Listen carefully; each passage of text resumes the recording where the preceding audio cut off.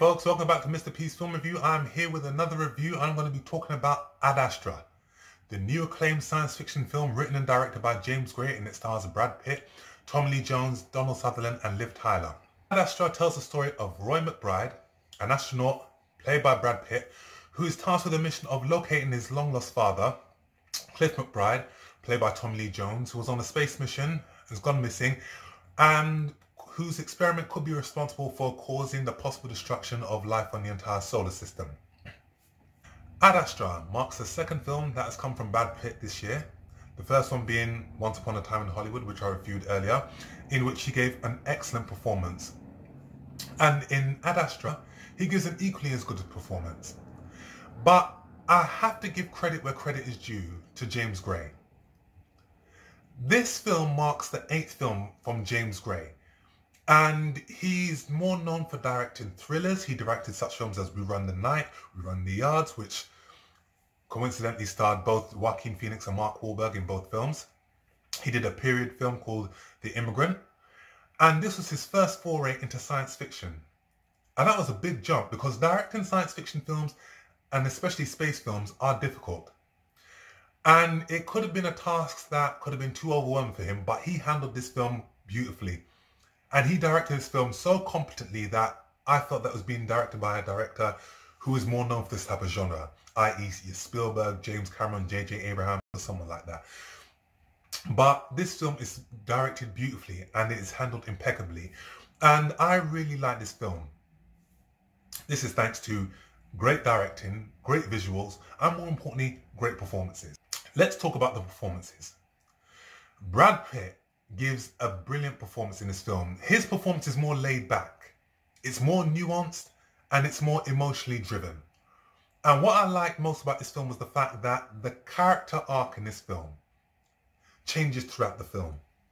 So his character Roy, he starts off as one character with one set of intentions, but throughout the end of the film, we see him turn into someone completely different with a different set of intentions.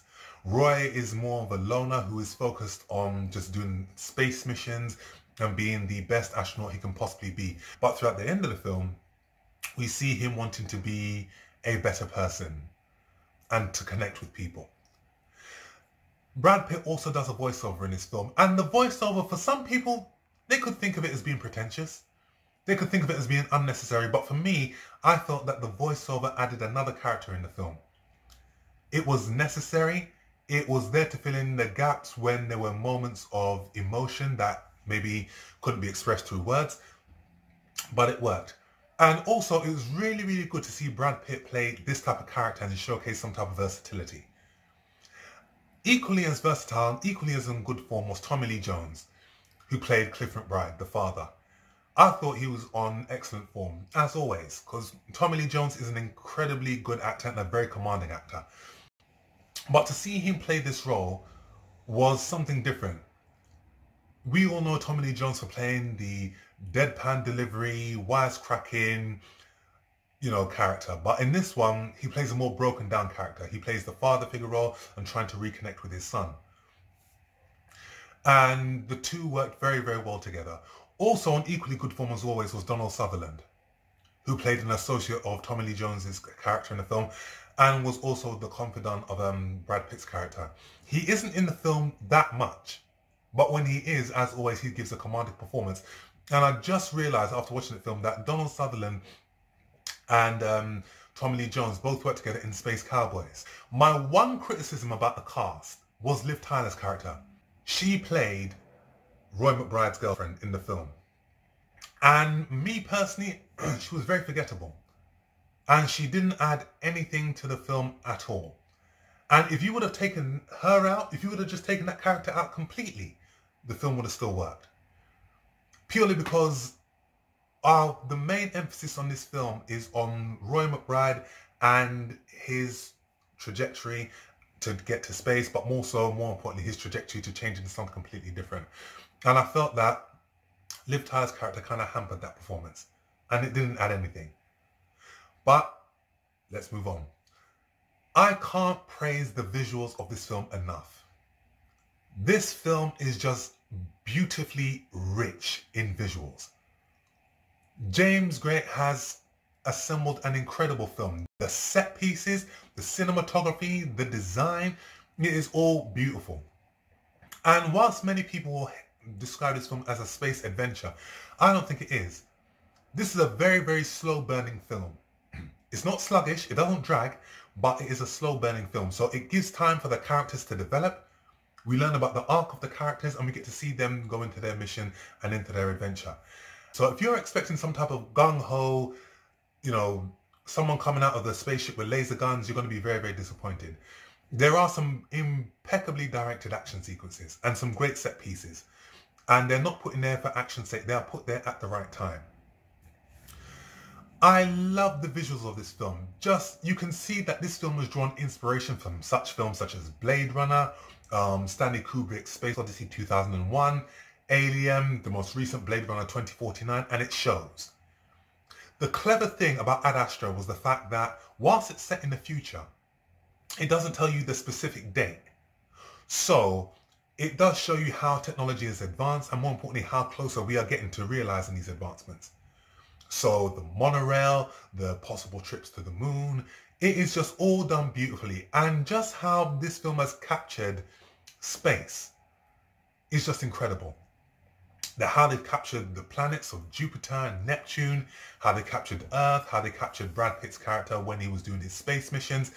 It is just really, really great. And also there's a great sequence on the moon where Brad Pitt and the other characters are being chased by some space pirates on these moon buggies, and it is incredible. And the visual effects in this film are just superb. One of the main visual effects contributors to this film was Weta, one of the most acclaimed visual effects houses coming up. And one thing, you know that a visual effects company has done its job when you can't tell reality from the visual effects. When the two lines are blurred, that's when you know that they've done their job. And it is just gorgeous. It is awe-inspiring. I can't hail the visual effects and this film enough. And I wouldn't be surprised that if this film wins or is nominated for an Academy Award in some capacity for cinematography, because it works beautifully. The production design, the space spaces, the spaceships, the space stations, it is all done brilliantly, and how beautifully captured they are. And the cinematography on this film is top notch. The cinematography on this film, Hoyt van Hoytema, is a world-renowned cinematographer, and he has worked on some of the best films around.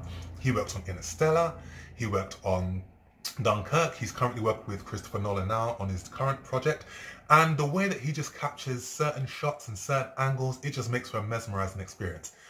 And I saw this film in the biggest cinema screen in my cinema, and I could only imagine what would happen if I was to see this film in IMAX. It is a visual treat.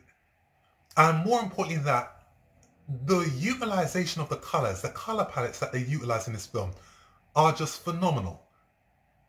How they use orange for certain shots, they utilize the colors of red, purple, and just the mixture of these colors and just how they capture it. It is just phenomenal, and it is just gorgeous and awe-inspiring. And don't just take my word for it, watch the film. The musical score helps add to the narrative and it helps add to the tension. And the musical score of this film was directed by an unknown composer called Max Richter.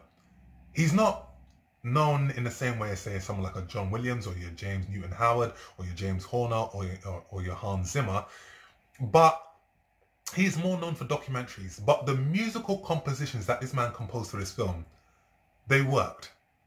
There were certain scenes that felt out of place, but at the same time you thought, you know what, that worked.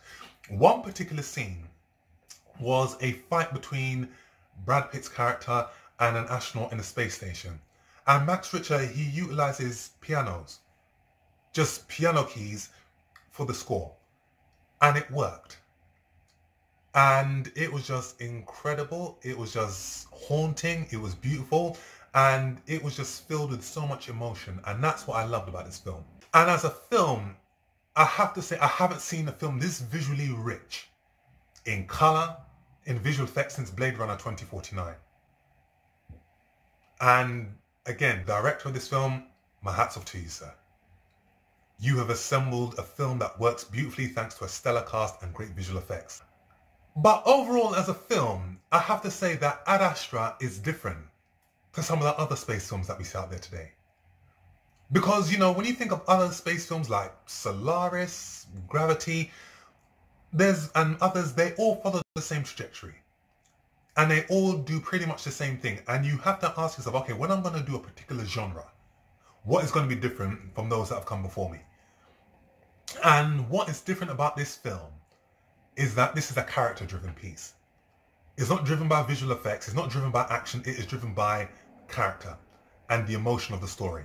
What you can take from this, I'll tell you what I took away from this film. And if you took away something different, by all means, please leave your comment below. But it was about relationship building and, more importantly, giving life a second chance. Because Brad Pitt's character was he was very morose. He was very compartmentalized. He stayed away from people. But after trying to rekindle the relationship with his father, he felt like, okay, I'm going to be more open to experience and I want to love, respect and meet people. And that is the thing, that we can't let certain circumstances deter us away from our destiny. We have to get back up there and embrace life. And that's what I took away from this. And it is a really, really powerful message. And again, hats off to James Gray for what he has done with this film and what he has accomplished. It is visually beautiful. Beautifully acted. It's got a stellar cast, great visual effects, and I wouldn't be surprised if there were to be some nominations for this film. Technical acting, who knows, but it does deserve to be nominated in certain categories. There are elements of horror in this film, and he could have drawn inspiration from such films such as Aliens. Who knows? But either way, Adastra, another satisfying watch. And at 2 hours and 2 minutes, it was a film that didn't overstay its welcome at all. And this is one that I will give a very, very strong 9 out of 10. And this is one that I suggest that you watch. And also, when it comes out on DVD, get immediately. So, there you have it, folks. That's my review of Adastra. If you like what you see, hit that subscribe button. Keep on subscribing. Thank you for everybody that has been supporting my channel. And I shall see you on the next film review. Take care.